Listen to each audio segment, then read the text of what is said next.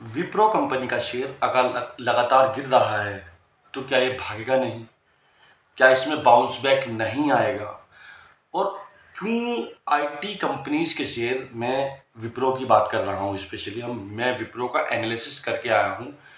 तो स्पेशली मतलब IT sector पूरा ही गिर रहा है, तो साथ में मैं विप्रो का एनालिसिस करके आया हूँ क्यों गिर रहा है।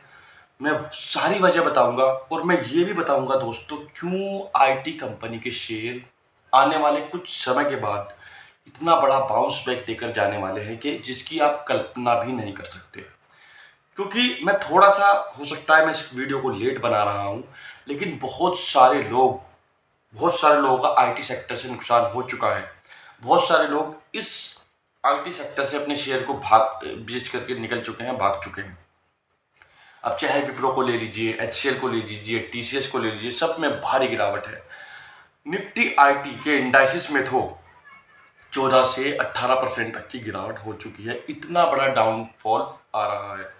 तो सबसे पहले हम इसके 4 ऐसे बड़े कारण जिनकी वजह से आईटी में डाउनफॉल आ रहा है, और आगे मैं आपको बताऊंगा क्यों इसमें बाउंस बैक आ सकता है आईटी में। सबसे पहले इन 4 कारणों को जानने से पहले मैं आपसे एक सवाल पूछना चाहता हूँ। कमेंट करके जरूर बता देना दोस्तों मुझे, और इस वीडियो को स्किप मत करना, बहुत इंफॉर्मेटिव होने वाली है। जिन्होंने अभी तक आईटी सेक्टर के स्टॉक्स को अपने पोर्टफोलियो में रखा हुआ है ना, वो अपने पोर्टफोलियो में उसी तरह बनाए रखें। और इस वीडियो से मोटिवेशन अगर मिलता है उनको तो कमेंट जरूर कर दें दोस्तों। अब इन चारों जो निगेटिव पॉइंट्स जिसका सीधा असर आईटी शेयर जिसकी वजह से गिर रहे हैं, विप्रो गिर रहा है, एचसीएल गिर रहा है, टीसीएस गिर रहा है, तो उसको डिस्कस करने से पहले मैं आपसे पूछना चाहता हूँ एक सवाल। क्या आने वाले समय में टेक्नोलॉजी कम होगी, खत्म होगी? ये जरूर है कि एआई, आर्टिफिशियल इंटेलिजेंस के आने से जो आईटी, जो सॉफ्टवेयर कंपनीज हैं, उनके ऊपर एक बहुत बड़ा निगेटिव इम्पैक्ट पड़ा है। अब मेरा सवाल ये है, क्या जो एआई है, क्या ये अपने आप को, जो आईटी कंपनीज हैं, चाहे वो विप्रो हो, चाहे वो टीसीएस हो, चाहे वो एचसीएल हो, क्या ये अपने आप को अपग्रेड नहीं करेंगी एआई में? सबसे पहला सवाल। क्योंकि आईटी कंपनी है और एआई भी आईटी का ही एक पार्ट है, आईटी ही है वो। तो क्या ये कंपनी अपने आप को आईटी में अपग्रेड नहीं करेंगी? सवाल नंबर 1। सवाल नंबर 2, जितने भी प्रोजेक्ट्स या जितने भी एक तरीके से ये ट्रम्प का प्रभाव पड़ रहा है, टैरिफ का प्रभाव पड़ रहा है, या फिर दूसरा दुनिया में जंगें हो रही हैं कुछ जगह, कुछ कंट्रीज में, क्या इसका प्रभाव हमेशा रहेगा? इसका भी मुझे जवाब दे देना कमेंट के अंदर। इसका हमेशा प्रभाव नहीं रहेगा दोस्तों। तो मेरा कहने का मतलब है, टेक्नोलॉजी बढ़ेगी, जितनी भी आईटी कंपनीज हैं वो अपने आप को अपग्रेड करेंगी। स्पेशली जो बड़ी कंपनी है, लार्ज कैप कंपनी है, वो आसानी से अपने आप को अपग्रेड कर लेंगी। और आपने सुना भी होगा, अब से लगभग 1.5 से 2 साल पहले ये बहुत सारी कंपनीज जो हैं अब एआई के लिए, एआई अपग्रेडेशन के लिए अपने इनके जो एम्प्लॉयज़ हैं उनके ऊपर बहुत मोटा पैसा खर्च कर रही है। उनको टेक्नोलॉजी सिखा रही है, ट्रेनिंग दिलवा रही है, डेवलप कर रही है उनकी स्किल्स को। ये आपने सुना होगा अक्सर न्यूज़ में, और वो सच है। तो टेक्नोलॉजी के प्रोजेक्ट्स आएंगे, एआई का प्रभाव पड़ेगा, लेकिन कंपनी अपग्रेड करेंगी। जब अपग्रेड करेंगी तो इनके पास और बड़े बड़े प्रोजेक्ट्स होंगे। तो इससे देखो, इससे पहले भी नेगेटिव न्यूज़ आई है आईटी सेक्टर में। अब से अगर मैं बात करूं, 2020 से जब 22 तक आईटी सेक्टर चला था, उसके बाद आईटी सेक्टर पिटा था। उसमें सवाल आने लगे थे, एआई आ गया, आर्टिफिशियल इंटेलिजेंस आ गया, साथ में आया था कि आईटी कंपनीज को प्रोजेक्ट ही नहीं मिल रहे हैं। लेकिन उसके बाद क्या हुआ? उसके बाद आप खुद कमेंट करके बताइए, क्या आईटी सेक्टर चला नहीं? क्या विप्रो भी चला, टीसीएस भी चला, एचसीएल भी चला, सबको प्रोजेक्ट्स में मिले? तो ये जो न्यूज़ है ना दोस्तों, ये शॉर्ट टर्म के लिए होती है, ये हमेशा के लिए न्यूज़ नहीं होती। स्पेशली जो टेक्नोलॉजीज कंपनी है उनके लिए हमेशा न्यूज़ काम नहीं करती। अब देखिए ना, ईवीज, कारों की अगर मैं बात करूँ, एग्जाम्पल के साथ बात करता हूँ, पेट्रोल डीजल की गाड़ी आती थी, अब डीजल की गाड़ी 2025 के बाद बननी बंद हो जाएगी। तो क्या जितनी भी ऑटोमोबाइल्स कंपनी है वो बंद हो जाएंगी या उनके शेयर डाउन हो जाएंगे? नहीं होंगे। जो अपने आप को अपग्रेड कर रहा है, हाइब्रिड कारें बना रहा है, ईवी की कार बना रहा है, सारी कंपनी इसमें लगी हुई है। तो सोचिए, सोचने वाली बात है। आपको थोड़ा सा बिजनेस की समझ होनी चाहिए। अगर आपको थोड़ी सी बिजनेस की समझ है तो आपको कोई फेल नहीं कर सकता। अब मैं चारों वजहों को डिस्कस कर लेता हूं।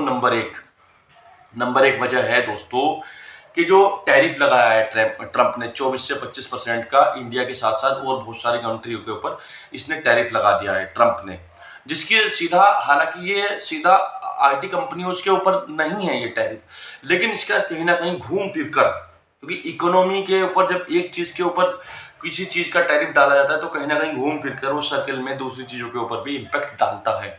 तो इसका इम्पैक्ट इसके ऊपर पड़ा और हमें दिखाई दिया दोस्तों।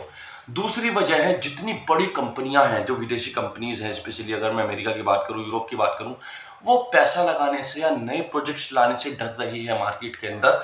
इसकी वजह से भी मंदी मार्केट के अंदर दिखाई दे रही है, जो कि एक शॉर्ट टर्म का भाव दिखता है, जो सिर्फ शॉर्ट टर्म के लिए है। दूसरा बड़ा कारण, तीसरा बड़ा कारण एआई, जो मैंने आपको बता दिया, आर्टिफिशियल इंटेलिजेंस है। आर्टिफिशियल इंटेलिजेंस की वजह से इन आईटी कंपनीज के ऊपर इम्पैक्ट पड़ रहा है, लेकिन इसमें डरने वाली बात नहीं है। ये कंपनी अपने आप को एआई में अपग्रेड कर रही है, तो डरने वाली बात नहीं है। नेगेटिव न्यूज जरूर है, शॉर्ट टर्म के लिए है, याद रखना मेरी बात, शॉर्ट टर्म के लिए है। अब चौथी बड़ी वजह, जो एफआईआईज है उनका थोड़ा सा जो उनका फ्लोज है वो थोड़ा, मतलब कि पिछले 7-8 महीने से काफी कम हुआ है हमारे इंडियन मार्केट के अंदर। और वो हमेशा भी, वो आपको पता है, जब एफआईआईज आएंगे हमारे मार्केट में, पीछे भी आए थे एफआईआईज, भर भर के खरीद रहे थे कुछ 1-2 महीने पहले, तो वो लौटेंगे, वो भर भर के माल खरीदेंगे, क्योंकि उनको पता है यहाँ बहुत सारे लड़के बैठे हैं, नए नए ट्रेडर्स बैठे हैं, जो अपनी जेब से हमें पैसा देने के लिए तैयार है। क्योंकि एजुकेशन, शेयर मार्केट के ऊपर एजुकेशन की अभी भी बहुत बड़ी कमी है, बहुत बड़ा लेक है इंडिया के अंदर, क्योंकि बहुत सारे जो कोर्स बेचने वाले लोग हैं, या फिर मैं कहूँ डायरेक्टली जो यूट्यूब चैनल चलाते हैं, वो कहीं ना कहीं मैनिपुलेट करते हैं अपनी जनता को, अपने व्यूवर्स को दोस्तों। और हमारे चैनल का यही जादू है, ना हम मैनिपुलेट करते हैं, ना हम कुछ ऐसी कंडीशंस बताने हैं, ना हम ऑप्शन ट्रेडिंग को कभी भी हम बहुत बढ़ चढ़ करके नहीं बताते। यही हमारे चैनल का जादू है दोस्तों। अब मैं विप्रो की बात कर देता हूं आगे। ये तो मैंने बड़े कारण बता दिए, मैं स्पेशली विप्रो का एनालिसिस कर रहा था, साथ में आईटी सेक्टर को ओवरऑल मैंने बेसिक इन्फॉर्मेशन निकाल करके एनालिसिस करके आपको बताया। विप्रो का डेली चार्ट जब मैंने देखा, 30 का आरएसआई है, ये 320 रुपए का इसने हाई बनाया था पिछले, अगर मैं एक महीने की बात करूं, 320 रुपए का हाई बनाया था, वहां से इसने गिरा, इसने लो बनाया 220 रुपए का, लगभग 30%, 25 से 30% की गिरावट। फिर वहां से चलना शुरू हुआ, 270 रुपए का हाई बनाया, फिर वहां से नीचे गिरा, अब वहां से करेक्शन करके 242 रुपए के लेवल पर ट्रेड कर रहा है, जहां इसका आरएसआई 30 का है, और आज के ट्रेडिंग सेशन में भी ये लगभग 2.5% गिरा है। तो डेली कैंडल पर आरएसआई 30 का, वीकली कैंडल पर आरएसआई 40 का, मंथली कैंडल पर आरएसआई 50 का। ये साफ तौर पर बता रहा है कि इसके अंदर बड़ी बड़ी डाउन ट्रेंड बन रहा है, एकदम। एक कैंडल यहाँ बनती है, एकदम गैप डाउन कैंडल बनती है, दूसरी, तीसरी गैप डाउन, तीसरी उससे भी बड़ी गैप डाउन कैंडल बनती है। लेकिन इससे जो डरने वाले हैं वो डर जाएंगे, अपनी माल को बेच करके निकल जाएंगे। आपको यही गलती नहीं करनी है दोस्तों। आरएसआई 30 का है डेली कैंडल पर, वीकली कैंडल पर 40 का है, मंथली कैंडल पर 50 का है।